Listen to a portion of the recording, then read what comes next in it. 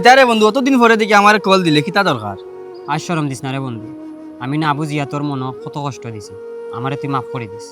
যখন আমার দিন বালা আসলো রে মামা, আমার টাকা পয়সা আসলো, তখন আমি তোরে ভুলে গেছি। তোরে কত অবহেলা করছি, তোর ফোন ধরতাম না, তোরে সময় দিতাম না।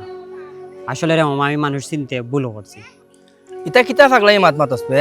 তোর কিতো হইছে আগে আমার কুলিয়া ক। আইজ আমার সব শেষ হয়ে গেছে রে বন্ধু। ব্যবসাত লস খাইয়া আইজ আমি রাস্তার ফকির হয়ে গেছি। তোরে ফর করিয়া যে তারে আমি আপন বাই ভাবতাম, টাকা পয়সা দিয়া সব সময় হেল্প করিয়া পাশে থাকতাম। আইজ আমি বিপদ পড়িয়া রে মামা তারার খান্দাতকে হাত পাতিছি। কেউ একটা টাকা দেওয়া তো দূরের কথা, বালা খানো জিকাইছে না, অথচ আমার ফকিরর লাগান তারাইয়া দিছে। বন্ধু, দুনিয়া স্বার্থপর হইতে পারে, কিন্তু তোর এই গরিব বন্ধুটা স্বার্থপর নাই। সুসময়ের বন্ধুরা তোরে চাইরা গেছে, কারণ তারা তোর টাকারে ভালোবাসতো, তোর বন্ধুত্বরে না। আমার নিজের প্রতিও আমার এখন নিজেরও ঘৃণা লাগে।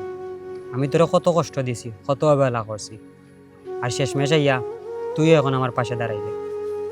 দূর পাগল, তুই তো আমার ছোটবেলার বন্ধু, আর বন্ধুত্বের মাঝে তো তা ভুল বোঝাবুঝি একটু থাকবো।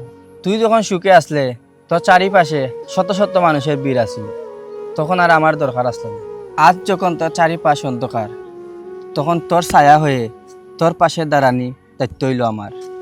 তোর এই গরিব বন্ধু জিন্দা থাকতে তোর আর নিজেরই একা বাবা লাগতো না। চল দুইও ভাই মিলিয়া আবার নতুন করে শুরু করি।